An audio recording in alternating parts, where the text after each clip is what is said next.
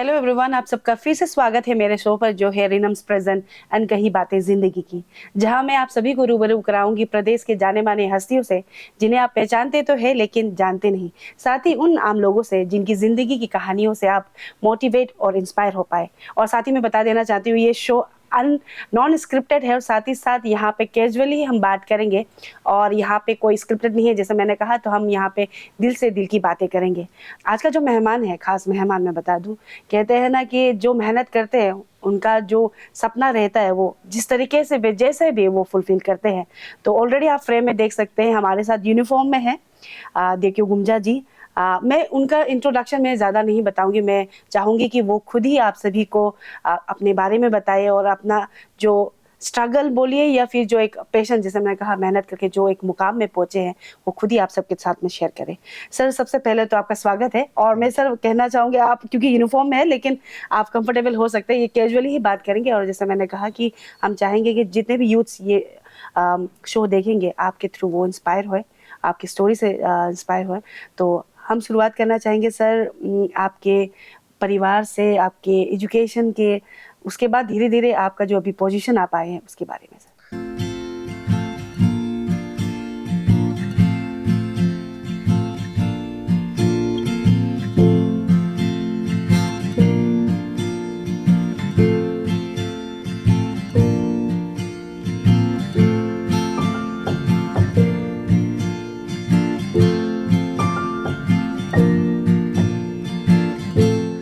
ठीक है। मेरा नाम देखियो गुमजा है और मैं एडिशनल एसपी हूँ। Presently posted as SDPO Naharlagun. तो मैं बचपन से क्लास 1 से क्लास 7 तक Sera Tapapu middle school, government middle school में पढ़ाई किया हूँ। और क्लास 8 में गवर्नमेंट सेकेंडरी स्कूल सिप्पी जो दापोरिजो से 14 किलोमीटर है उसमें पढ़ाई किया। फिर क्लास 9 से क्लास 12 तक मैं government higher secondary school Daporijo से पढ़ाई किया जी। फिर मैं BA political science honours Dehradun government college से पढ़ाई किया। फिर मैंने MA political science Rajiv Gandhi university Doimukh में है जो, तो वहाँ पढ़ाई किया। इसके बाद मैं जॉब ज्वाइन किया। तो जी, यही है मेरा इंट्रोडक्शन। जी सर, जैसे अभी आपने नाम बता दिया, आपका क्वालिफिकेशन पूरा आपने बता दिया, शुरुआत से लेकर अभी तक पूरी तरीके से आपने गवर्नमेंट इंस्टीट्यूशन में ही आपने अपना पढ़ाई किया। साथ ही सर हम ये जानना चाहेंगे, अरुणाचल से तो है लेकिन आप कहाँ से बिलोंग करते हैं? अगर आप अपना गांव, अपने परिवार के बारे में थोड़ा बता पाए जी, तो। मेरा बस्ती है सेरा तपापू जो कि दापोरिजो से 28 किलोमीटर है। तो और मेरा परिवार में मेरा पिताजी है, अभी तक है, और मेरा माँ नहीं रहा। और वो मैं जब एमए कर रहा था, एमए एग्ज़ाम दे रहा था, उनका निधन हो गया। इसके बाद मेरा अभी परिवार में मेरा मिसेस है और मेरा 3 बेटा है। जी। एक फर्स्ट बेटा जो अभी लगभग 10 साल का उम्र में है और जो यंगेस्ट है वो अभी 1 ईयर हुआ है जस्ट। तो ये परिवार का है। जी सर, अभी जैसे मैंने इंट्रोडक्शन तो वर्दी देखकर तो लोग जान गए होंगे, लेकिन हम फिर भी आपसे रिक्वेस्ट करना चाहेंगे कि किस तरीके से मतलब, या फिर आप पहले से भी ये एम्बिशियस थे कि आपको एक यूनिफॉर्म्ड ऑफिसर बनना है, वो हम जानना चाहेंगे। उसके बाद में आपका प्रिपरेशन वगैरह के बारे में जानना चाहेंगे। मेरा एम्बिशन तो पहले से ये था कि बस्ती से हम एक ऑफिसर बनना है, कि जैसे भी एफिशिएंस ऑफिसर एक बनना है। और जिस स्कूल में मैं पढ़ता हूँ, पढ़ाई किया क्लास 1 में, उस समय में मेरा केजी, अभी जो प्रिपरेटरी क्लास बोलता है, केजी हो गया, एलकेजी, यूकेजी, वो सिस्टम नहीं था जब हम पढ़ाई स्टार्ट किया। तो हम लोग ने क्लास 1 से सीधा एडमिशन करके पढ़ाई करना शुरू। तो क्लास 7 तक जिस स्कूल में मैं पढ़ा, सेरा तपापू गवर्नमेंट मिडिल स्कूल, इसमें साइंस मैथ्स टीचर नहीं था, इंग्लिश और हिंदी टीचर था। और मेरा एक फॉर्चुनेट ये है कि मेरा चाचा खुद एटी टीचर था, तो वो उससे हम बेसिक इंग्लिश पढ़ाई किया। तो उस समय तक तो सपना ये था कि हमको कम से कम अपना स्कूल से, अपना गांव से एक ऑफिसर बनना है। उस मेंटालिटी से कि हमको पढ़ाई करके ऑफिसर बनना है, ये मेंटालिटी से क्लास 7, 8, 9, 10, 12 तक पढ़ाई किया। फिर 12 पढ़ाई करने के बाद पता चला है कि एपीसीएस ऑफिसर जो स्टेट का सबसे बड़ा एग्जाम पास होना होता है और वो बनना है मुझे। तो कॉलेज में मेरा कॉलेज का डीएन कॉलेज में जैसे कि प्रोफेसर त्रिपाठी करके था, तो वो एमक्यू खान सर लोग था, तो बहुत अच्छा अच्छा प्रोफेसर और लेक्चरर लोग का गाइडेंस में पढ़ाई किया। तो उसने बहुत मोटिवेट किया, स्पेशली त्रिपाठी सर जो अभी रिटायर हो गए डीएन कॉलेज का। तो उसने मोटिवेट किया कि आप में पोटेंशियल है, यूपीएससी क्रैक करने का पोटेंशियल है, एपीसीएस क्रैक करने का पोटेंशियल है। तो उसका इनकरेजमेंट को सुन के मोटिवेट होके फिर जैसे भी हमको एपीसीएस ऑफिसर बनना है, उसको पास करना है एग्जाम, ये मन में आया। और जब एपीसीएस ऑफिसर बनना, फिर बहुत लोग का ये सोच था कि मेरा फिजिकल जो अपीयरेंस है वो यूनिफॉर्म सर्विस के लिए सही है। तो मैंने भी अपना आप को फील किया कि यूनिफॉर्म सर्विस के लिए हाँ सही रहेगा मेरा लिए, लाइफ जो सही रहेगा। जिस हिसाब से हम जो एथलेटिक इंटरेस्ट है, पहले से स्पोर्ट्स वगैरह कुछ कुछ इंटरेस्ट है, तो उस हिसाब से मैंने अपना वो यूनिफॉर्म सर्विस चॉइस बता किया। दूं कि सर ने एक बार नहीं, दो बार नहीं, 3 बार एपीसीएस एग्जाम्स अपेयर किया और वहाँ पे कहीं ना कहीं वो सक्सेस हुए थे। और ये जो ड्यूरेशन है उनका प्रिपरेशन से लेकर अभी तक का ऑफिसर, अभी क्योंकि सर एसडीपीओ नाहरलगुन वो है ऐसे पोस्टेड है, लेकिन उनका प्रमोशन हो चुका है। सर फिर से मेरे ओर से आपको कॉन्ग्रेचुलेशन, एडिशनल एसपी बन चुके हैं और जल्दी ही उनका ट्रांसफ़र भी हो जाएगा नाहरलगुन से, सर का कहना था।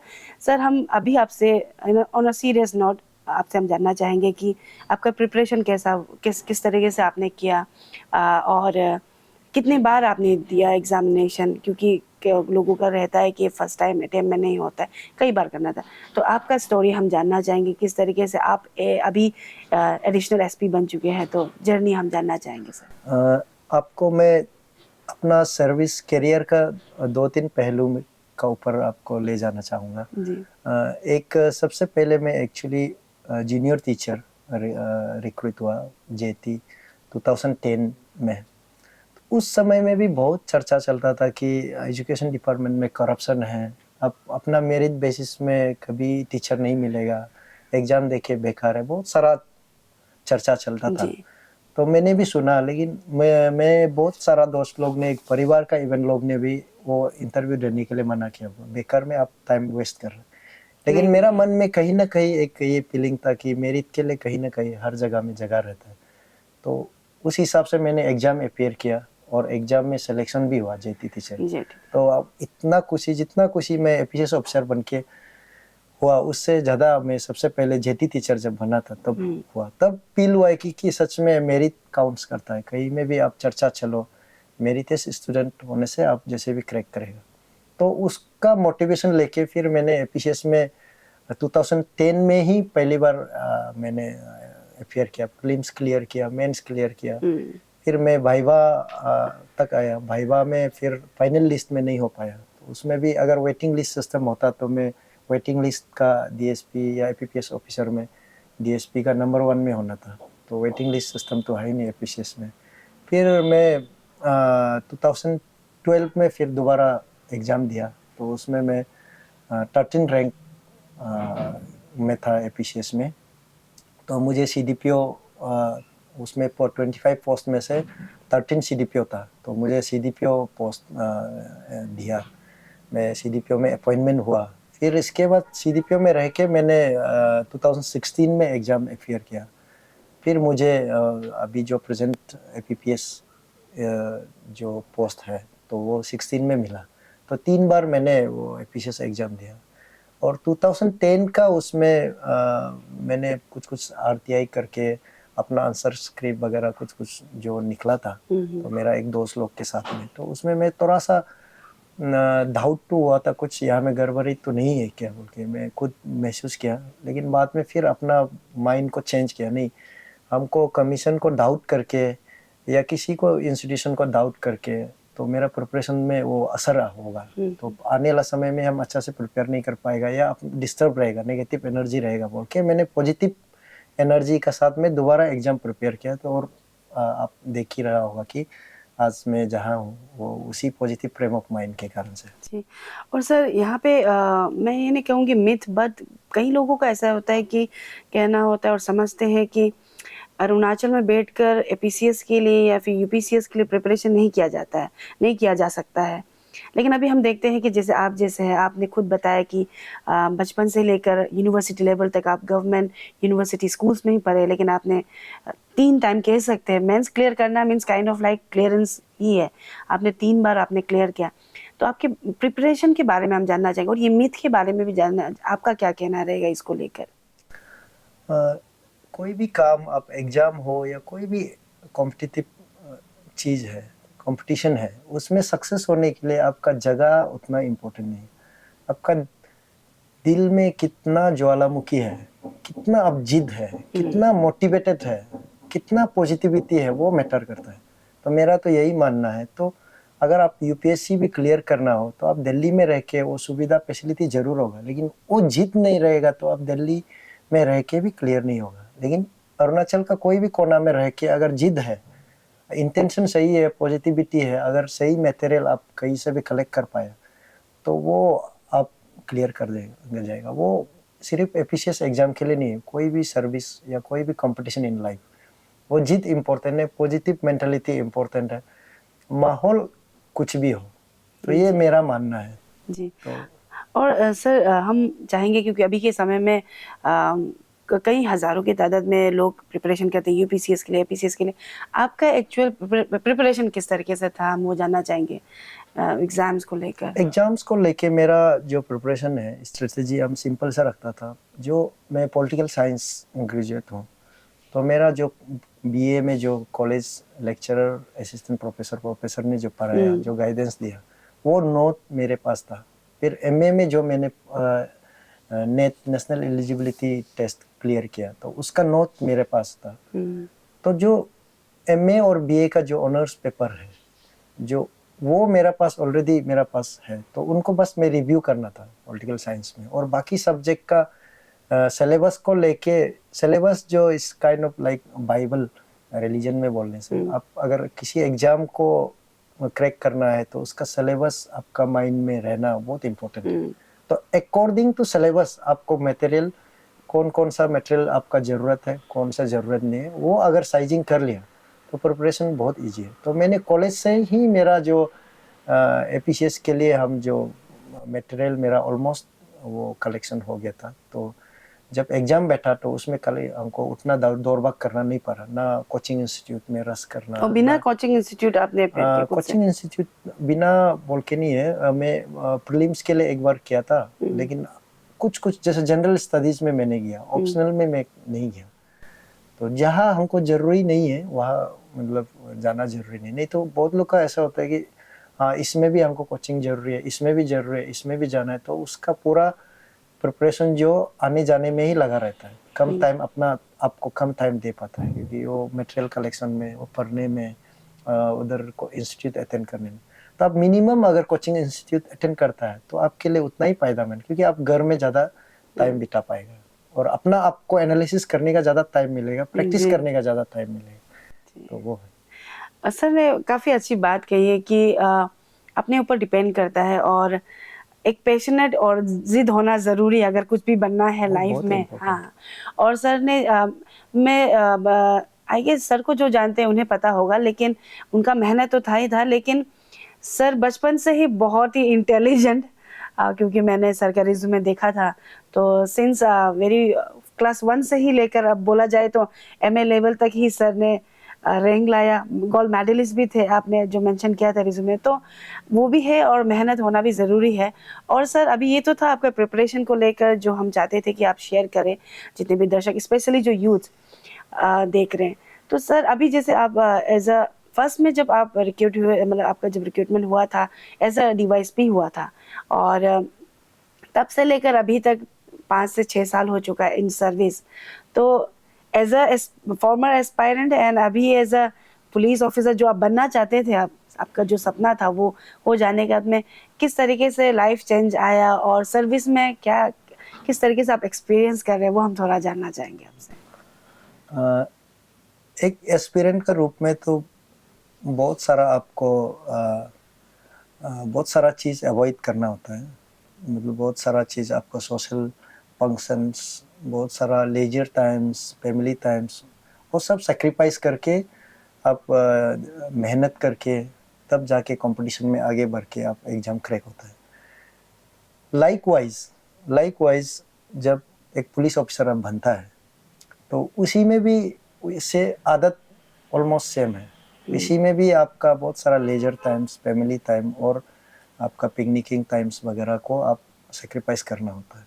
तो मेरे लिए पुलिस सर्विस में घुसने का बाद, इससे पहले तो मैं चाइल्ड डेवलपमेंट प्रोजेक्ट ऑफिसर था, तो उसमें उतना मतलब अभी जैसा सेक्रीफाइस करना पड़ता है तो वो तो नहीं था, उतना नहीं था। लेकिन अभी वो एस्पिरेंट जैसा ही ऑलमोस्ट रह गया। लेकिन खुश है अभी आप हाँ, लेकिन वो एक ही एस्पिरेंट समय में ये चीज़ था कि आप पढ़ाई में ध्यान देके बाकी चीज़ उतना ध्यान नहीं देना। इसमें ये है कि आप लेजर टाइम को भी सेक्रीफाइस करो, इसके बाद बहुत सारा चीज़ को देखना होता है, रेस्पॉन्सिबिलिटी थोड़ा ज़्यादा बढ़ जाता है। तो रेस्पॉन्सिबिलिटी ये है कि आप कुछ किसी भी चीज़ में कुछ भी कमेंट नहीं कर सकते। उस समय में थ्रू में बैठ के भी कुछ भी कमेंट लिख सकता था, व्हाट्सएप में किसी दोस्त को भी कुछ भी कमेंट करेगा, फेसबुक में भी कमेंट करेगा, या कहीं भी कोई भी सोशल इश्यूज में आप लिख बहुत सकते थे। हाँ प्रोएक्टिवली जंप करके पार्टिसिपेट हाँ करके कर सकता था, प्रिपरेशन करने का साथ साथ में। लेकिन अभी एज ए एस्पिरेंट या एज ए आप स्टूडेंट्स आपका फ्रीडम काफ़ी रहता है। आप अपना प्रिपरेशन को ध्यान करते हुए भी सोशल इश्यूज में आप कमेंट कर सकता है, लिख सकता है, और अटेंड नहीं करके भी आप आराम से रूम में बैठ के बहुत सारा चीज़ चर्चा कर सकता है। लेकिन as a police officer, as a responsible officer, कोई भी मैटर जो पब्लिक में है, जो सेंसिटिव है, जो जो कि गवर्नमेंट को प्रॉब्लम हो सकता है या पब्लिक में कुछ अनरेस्ट हो सकता है, उसमें हम जंप कुछ भी कमेंट करने के लिए हम नहीं कमेंट नहीं कर पाता है। तो बहुत लोग सोचता है कि ये पुलिस बन गया तो या ऑफिसर बन गया तो अभी सोशल फीलिंग नहीं है, समाज के लिए कुछ आउटस्पोकन नहीं है, बहुत सारा चीज़ में वो पीछे रह जाता है। वो ऐसा नहीं है, वो एक्चुअली रिस्पॉन्सिबिलिटी का कारण से, क्योंकि कुछ भी बोलने से बहुत लोग इसका गलत मीनिंग निकाल जाता है, निकाल लेता है, और इसको बहुत सारा चीज़ में मतलब नेगेटिव वे में ले जाता है। तो इसलिए एज ए पुलिस ऑफिसर ये एक डिफरेंस बहुत बड़ा डिफरेंस है, मतलब एज ए स्टूडेंट और एज ए पुलिस ऑफिसर या एज ए गवर्नमेंट का जो भी फंक्शनरीज का हिसाब से। और दूसरा ये है कि पहले हम लोग सोचता था ऐसा बहुत चीज़ को, मतलब इसको तो ये चीज़ करने से आराम से सॉल्व होगा, एज ए स्टूडेंट का पर्सपेक्टिव में देखने से बहुत सारा इश्यूज जो ऐसे करने से सॉल्व हो जाएगा। लेकिन सिस्टम में घुसने के बाद पता चला कि सिस्टम में बहुत सारा चीज़ है, लूपहोल्स भी है, पॉजिटिव भी है, नेगेटिव भी है, और इसमें एक आदमी का सोच विचार से चेंज आसान नहीं है। इसमें टॉप से लेके बॉटम तक सब मशीनरीज फंक्शनिंग करता है, और सब एक वे में जब काम करेगा तभी सॉल्व होगा। अदरवाइज अगर सिस्टम में कहीं एक कोना में कोई डिफेक्टिव इंसान रह गया या कोई डिफेक्टिव फंक्शनरीज या कुछ चीज़ रह गया, तो उसी का कारण से भी बहुत सारा चीज़ प्रॉब्लम्स जो अटक जाता है, सॉल्व नहीं हो पाता है। तो ये एक देखने का नज़रिया, दुनिया को जानने का नज़रिया, गवर्नमेंट का फंक्शनिंग जानने का नज़रिया, उसमें भी थोड़ा सा डिफरेंसेस है। सर, और सर अभी आपको एक्सपीरियंस कैसा चल रहा है? अभी 5 से 6 साल हो गया, अभी सर्विस कर रहे हैं। कुछ एक्सपीरियंस जो नया या फिर कुछ एक्साइटिंग चीज़ आप लोगों के साथ में शेयर करना चाहें सर? एक्सपीरियंस तो काफ़ी, ये आईसीआर में काम करने के कारण से काफ़ी एक्सपीरियंस हुआ, अप डाउन्स भी बहुत सारा हुआ। जब पीआरसी का घटना हुआ, लॉ एंड ऑर्डर प्रॉब्लम हुआ, तो उसमें I was the SDPO Itanagar. तो उस समय में बहुत मतलब डार्क फेस देखा मैंने लॉ एंड ऑर्डर का। वैसे तो मैं अपने बस्ती में पहले जंगल में हम लोग, मेरे माँ का साथ में खेती में 2-3 बार जंगल में सोआ, फिर दोस्त लोगों का साथ हंटिंग वगैरह के लिए भी, जो बचपन में कहाँ कहाँ पहाड़ में सो के आया, नदी में। तो कहीं भी सोना मेरे लिए उतना प्रॉब्लम नहीं है। लेकिन पीआरसी के दौरान मैंने ताना में 3 या 4 रात ताना में अपने ऑफिस ताना में ही सोना पड़ा। तो उस समय में इंटरेस्टिंगली अगर हम जो पूरा दिन रात नहीं सो के एक दिन क्या हुआ था कि हमको घर में थाना में एक लेडी कांस्टेबल कोई मुझे खाना लेके आ दिया था। तो वो खाना जस्ट काके में कपड़ा खोल के पूरा बैठा हुआ था, चप्पल वगैरह पूरा पूरा ऑफिस ही पूरा मैसअप होके बैठा था। तो बाहर से अंदर से मैंने लॉक करके रखा हुआ था। कोई नॉकिंग किया, कौन होगा बोल के, मैं यूनिफॉर्म भी नहीं पहना था अच्छा से, जस्ट हाफ लॉन्ग पैंट लगाया था, फिर ऊपर में टी शर्ट लगा के खोला है तो अपना वो ले तारो चातुंग साहब आया। तो वह आके पूरा मेरा जो मतलब जिस हालत में हम बैठा था तो वो पूरा कैप्चर किया, कहाँ बैठ के खाना खाया, क्या किया। तो उसने, मैंने बोला आप क्यों ये कर रहा, उसने ये बताया था कि आफ्टर 4-5 years जब स्टेट पीस में होगा तब मैं एक डॉक्यूमेंट्री बनाऊंगा ये आप लोग का ये पीआरसी का इशू। उस समय में कोई पुलिस ऑफिसर किस तरह बैठा थाना में, तो वो आपका ये फुटेज में मैं मतलब दिखाऊंगा, तो उस समय में ये काम आएगा करके। तो वो कैप्चर किया था। तो उसमें मैं काफ़ी मतलब मेंटल बहुत डिस्टर्ब रहता था, क्योंकि मेरा थाना में भी वो लोग अटैक किया मॉब ने। इसके बाद 2-3 लाइफ भी चला गया, तो ऐसे करके बहुत डिस्टर्ब रहा। ये एक बहुत डार्क पेज था। इसके बाद फिर दूसरा जो यहाँ नाहरलगुन पोस्टिंग समय में 2-3 ब्रूटल मर्डर केस डील किया, जो कि बहुत मतलब दर्दनाक वाला था। तो एक केस में तो अगर हम लोग प्रोएक्टिव थोड़ा, मेरा पुलिसिंग निर्जुली का केस था जो वो अगर हम लोग प्रोएक्टिव समय में अगर काम नहीं करता तो और बहुत सारा कैजुअलिटी हो सकता था, क्योंकि जिस एक्यूज को हम लोग रोज बस्ती में जाके पकड़ा तो उसके पास में हथियार था और वो अभी जस्ट अपना एक को मर्डर किया, फिर दूसरा जो उसका वाइफ था उसका माता को पूरा काट दिया था। तो उसको हम लोग चेस करके पकड़ा था। तो ठीक हम लोग पकड़ने का साथ साथ में फिर जिसको मर्डर किया विक्टिम का जो फैमिली मेंबर उसका घर को अटैक किया।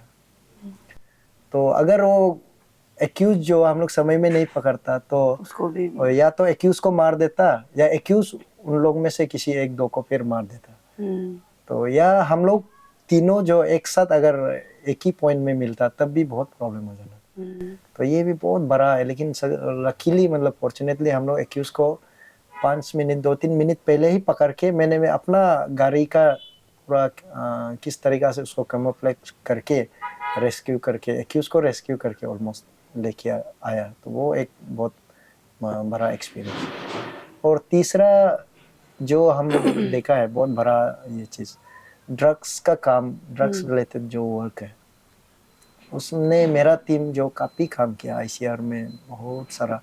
एक समय में ऐसा था कि जब हम नया एसडीपीओ था तो हर कोई आता था, कोई पेट्रोलिंग के दौरान किसी लड़का को मिलता, इवन आईजी पार्क में किसी लड़का को उठा के ले जाता तो उसके पास पॉकेट में गांजा, फिर कहीं में भी जाओ एक सिरिंज ऐसा। तो अभी भी स्थिति उतना नहीं बदला है, लेकिन उस समय और अभी का डिफरेंस आप ये देखेगा कि उस समय में ऑलमोस्ट ओपन शॉप्स जो ऑलमोस्ट ओपन था, मतलब कोई भी जाएगा मिल जाएगा ऐसा।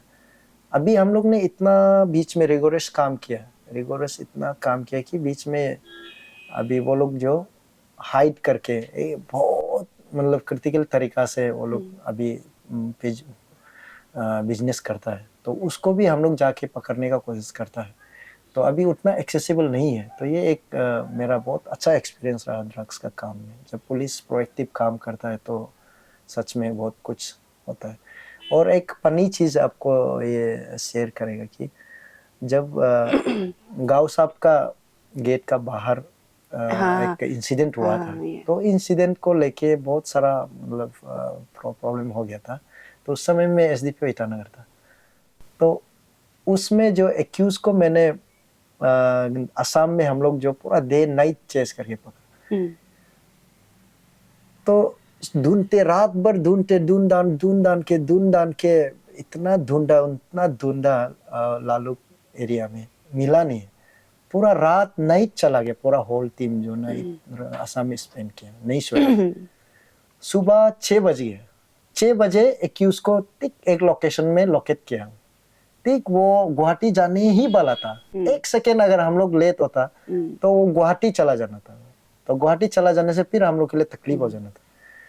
तो मैं इतना फ्रस्ट्रेट तो कि रात को तो सोचा उसको मिलने से मैं थोड़ा सा अच्छा से देखभाल करूंगा सब, लेकिन उसको जब जैसे ही दिखाई दिया, जैसे ही पकड़ा, मैं इतना खुशी हो गया कि उसको मारना तो चौराहा बोलता है, उसको हैंड चाहिए, थैंक यू आप मिल गए।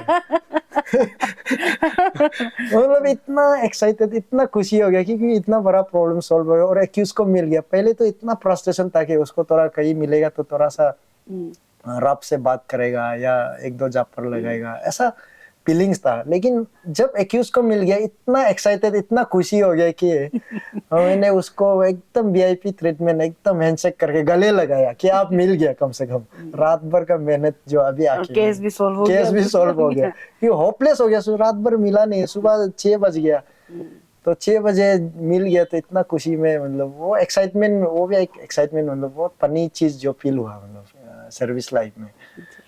और सर ने तो अभी बहुत सारी चीज़ें बताई है, लेकिन जो लोग कैपिटल रीजन में रहते हैं वो भी मेरे साथ हाँ में हाँ मानेंगे, क्योंकि हामी भरेंगे, क्योंकि कुछ सालों में सर और जो कैपिटल एसपी है और ईटानगर, सर भी ईटानगर एसडीपी रहे, ड्रग्स को लेकर और जो मर्डर केस बोलिए या फिर जो भी चोरी केस या जो भी ऐसा होता था, वो चीज़ काफ़ी कम हो गया। वो अनडाउटेडली हम कह सकते हैं ये चीज़ को लेकर। कहीं ना कहीं सर का भी बहुत बड़ा हाथ था। और मैं बताना चाहूँगी, ये इंटरव्यू भी बहुत बार कैंसिल होने के बाद आज हम उनके घर सीधा आ चुके, क्योंकि सर अभी जैसे आप देख सकते हैं, मैंने तो सोचा था कि कैजुअल शो रहेगा, लोगों को इंस्पायर करेंगे, तो सर को मैंने बोला था कि सर आराम से बैठ के कर सकते हैं। लेकिन जब हम आ रहे थे तो सर भी थाना जाने वाला था, तो सर वर्दी में था, तो फिर मैंने सोचा कि चलो ठीक है, वर्दी में ही ले लेते हैं। और सर जाते जाते, क्योंकि ये बहुत आपको लगेगा होगा फुली सा सवाल है, लेकिन फिर भी पूछना चाहूँगी कि आप खुश हैं सर अभी आप ये जो प्रोफेशन को लेकर?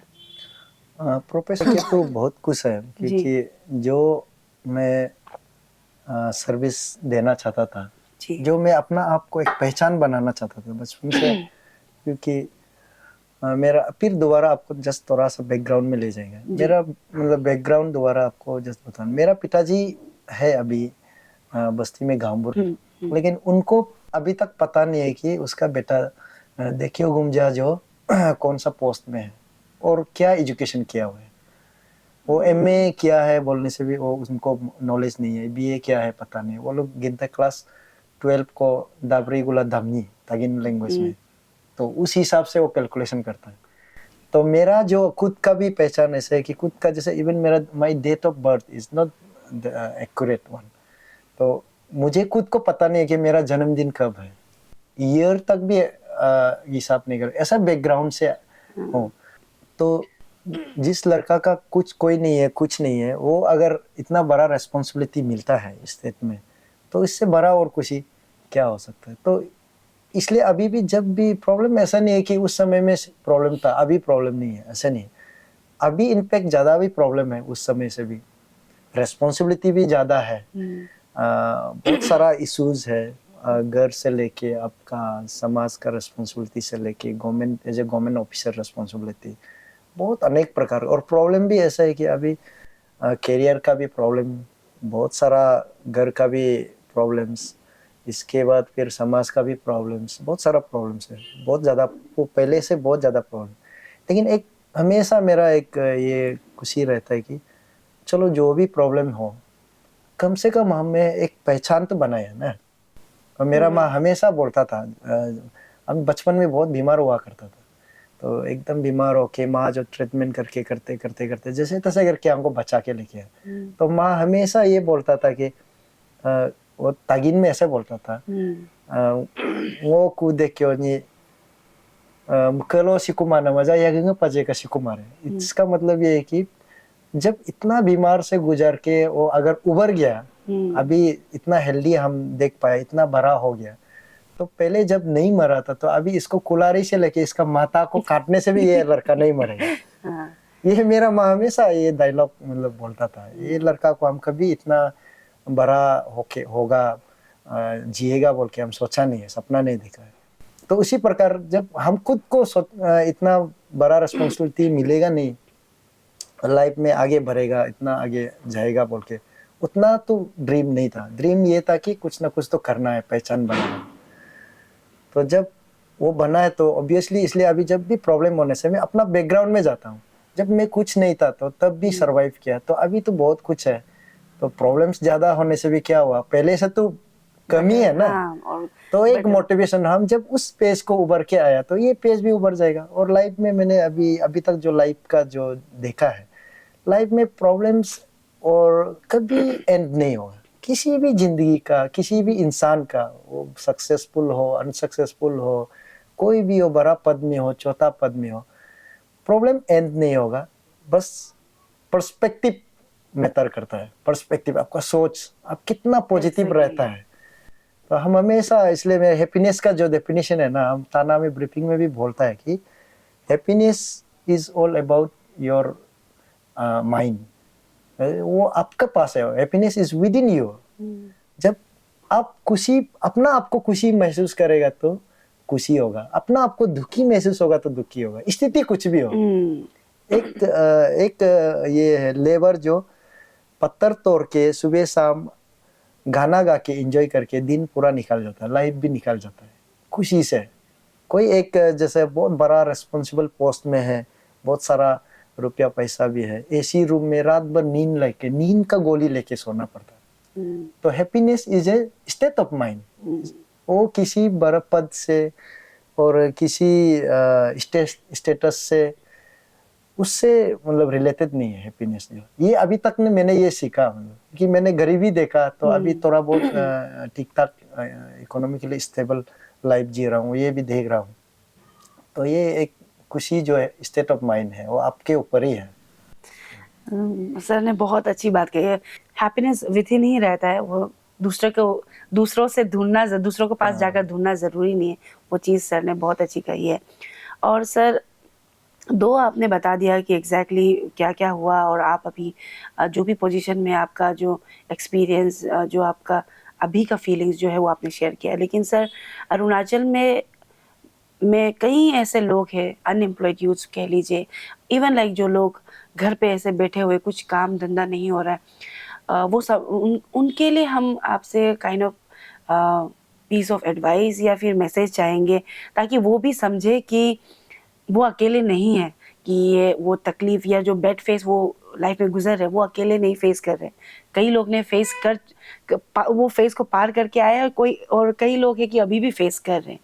तो ये हमारा ये शो का वही मोटिव था कि हम लोगों को मोटिवेट कर पाए विद अ लिविंग एग्जांपल्स, जो अभी आप हमारे साथ हैं। आपने इतना सारा बात शेयर किया, तो हम चाहेंगे कि जाते जाते आपके तरफ से जितने भी व्यूवर्स या यूथ, स्पेशली यूथ, क्योंकि अभी अरुणाचल में, क्योंकि आप भी पुलिस ऑफिसर, आपको पता होगा कि अभी मेंटल हेल्थ को लेकर भी बहुत है, सुसाइड केस भी बढ़ते ही जा रहा है। तो वी जस्ट वांट दैट कि आपकी तरफ से एक मैसेज जाए, एडवाइस जाए हमारे यहाँ के लोगों को। आपने बहुत सारा इश्यूज, कैजुअली इतना बहुत सारा इश्यूज आपने ये पॉइंट्स उठाए, एक सुसाइड को लेके, मेंटल हेल्थ को लेके, दूसरा जो अभी यूथ्स का जो डायरेक्शन है, जो मतलब फीलिंग्स है, उसको लेके दो तीन। तो मैं सबसे पहले आपको ये यूथ्स का जो फीलिंग्स है, जो ऑलमोस्ट सब लोग डिप्राइव फील कर रहा है, इवन एफिशिएंट एस्पिरेंट से लेके, और जो वो एस्पिरेंट नहीं है, बाकी बिजनेस वगैरह जो एंटरप्रेन्योर जो करना चाहता है, या बाकी कुछ भी माहौल, ऑलमोस्ट सब लोग जो थोड़ा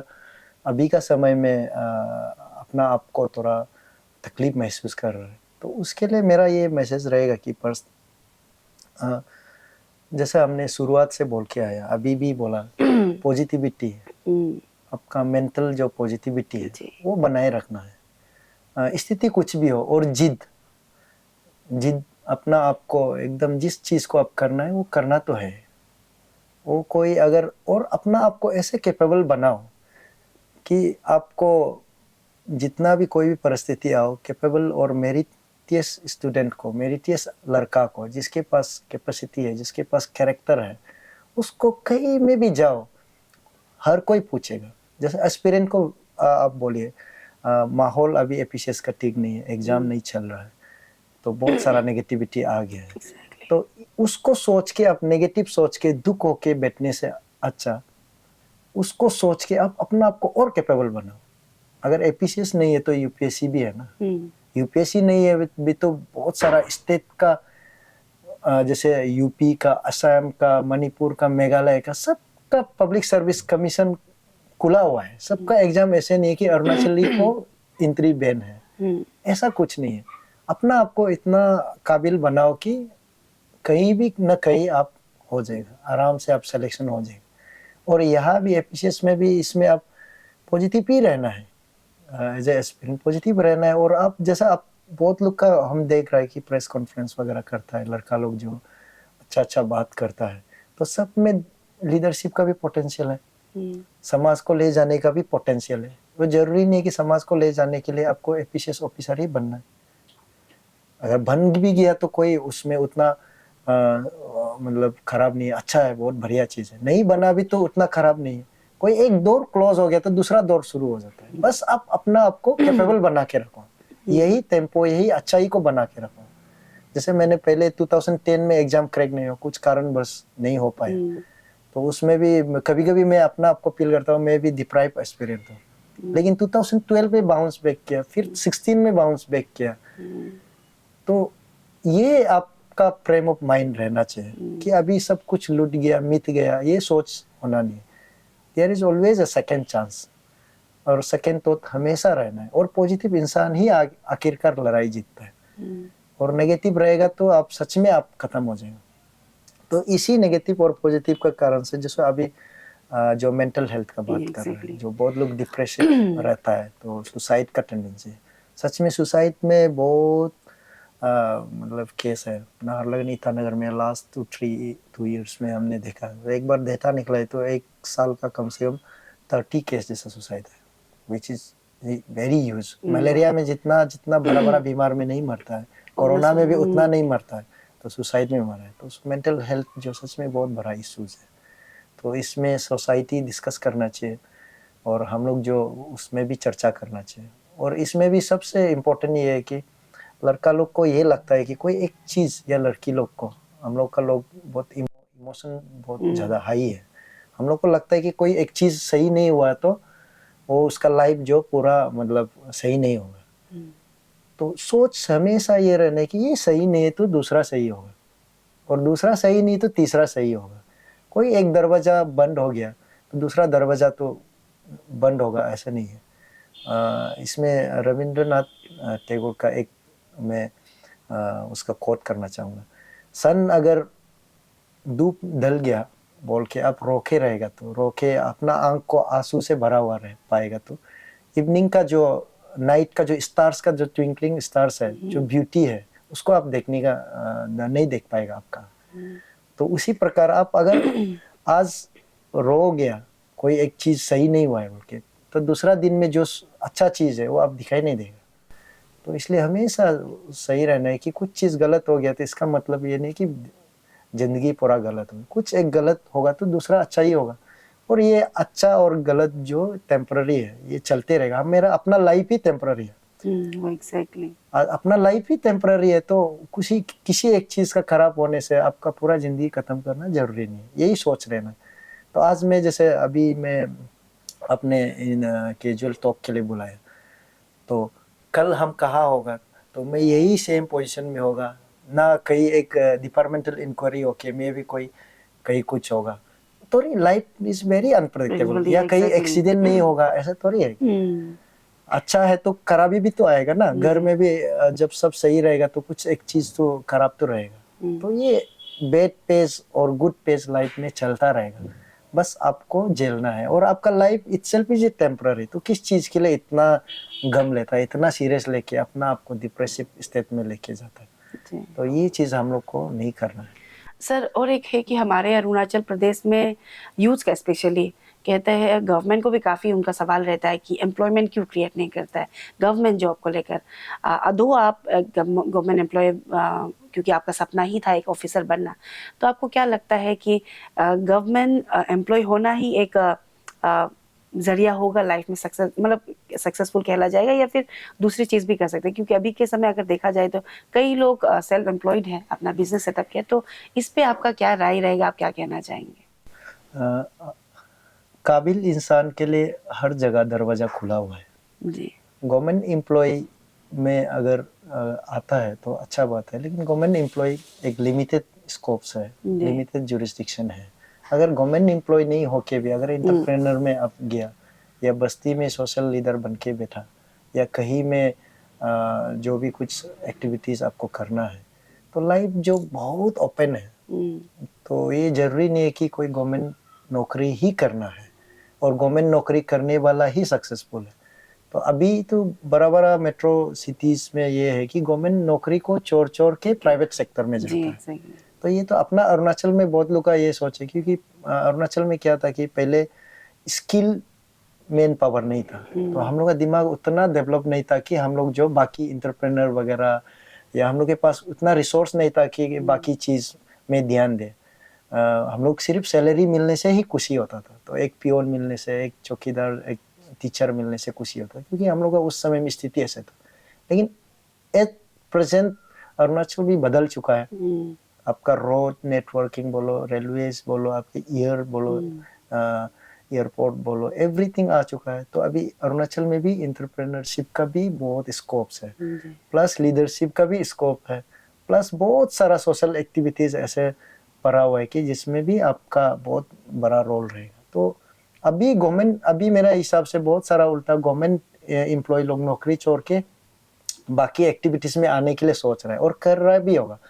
इवन आप पॉलिटिक्स में देखिए, कितना एग्जीक्यूटिव इंजीनियर लोग अपना नौकरी छोड़ के पॉलिटिशियन बन रहा है, कितना ऑफिसर लोग छोड़ के वहाँ पे पॉलिटिकल पार्टीज ज्वाइन कर रहा है।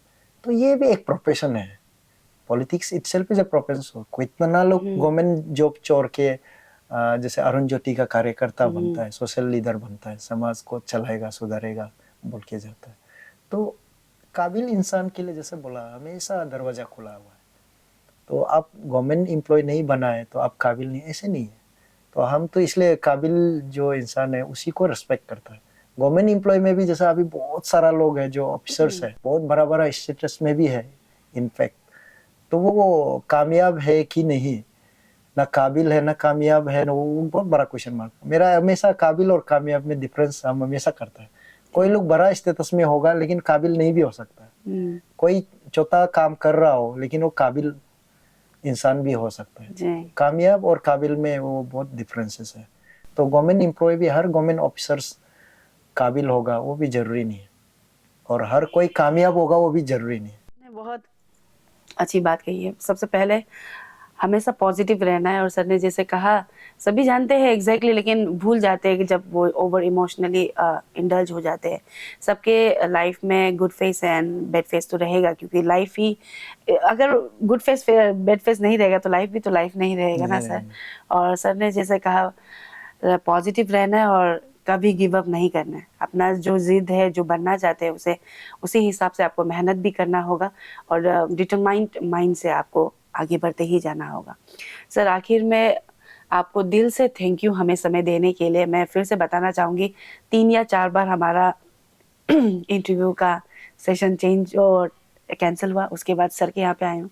सर दिल से thank you, and I wish कि आप जिस तरीके से ये 4-5 साल से आप सर्विस दे रहे हैं सोसाइटी को, and then as a whole state को आप दे रहे हैं, उसी तरीके से आप करते जाइए। एंड हो सके तो लोगों को पास करते रहे अपना मैसेज आपके ज़रिए से, जैसे आपने बताया था, और ऐसे ही इंस्पायर करते रहे यूथ को। और हम तो बस हमारी ओर से आपको थैंक यू और बेस्ट विशेस देना चाहेंगे कि आप भी आगे जाके और सक्सेस, आपके पोजीशन और बढ़े, और हमेशा खुश और हेल्दी रहिएगा sir. Thank you so much sir. Thank you. ये थे DQ गुमजा जी, जो additional SP as of now और SDPO नाहरलगुन है।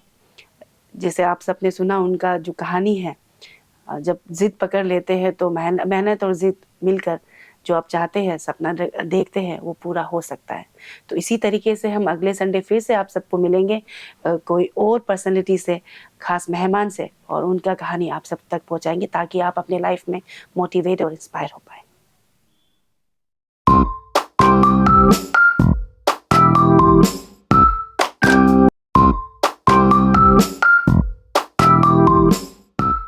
हेलो एवरीवन, आप सबका स्वागत है मेरे शो पर जो है रिनम्स प्रेजेंट अनकही बातें जिंदगी की। आप फ्रेम में देख सकते हैं हमारे साथ ब्यूटीफुल लेडी है मिली इंदिरा जी, जो कि अरुणाचल प्रदेश के one of the non fashion designer है। छोटा में था तब हम ये मम्मी जो वीविंग करता था ना, तो हम जो मम्मी के साथ में बैठ बैठ के हमको भी करना, हम भी करने के लिए सीख गया, क्योंकि एक्चुअली हमको इंटरेस्ट था। बाकी दीदी तो करता है लेकिन दीदी को इतना इंटरेस्ट नहीं है ये सब में। और बाकी मेरा फ्रेंड्स, जितना भी मेरा फ्रेंड्स था उसमें से सिर्फ हमको पता नहीं क्यों ये सब बहुत इंटरेस्ट होता था। तो जैसे कि संडे को छुट्टी है बोलने से भी हम मम्मी के साथ गले बना रहा है, तो वो सब करके मम्मी से थोड़ा इंस्पिरेशन मिला है ये सब में।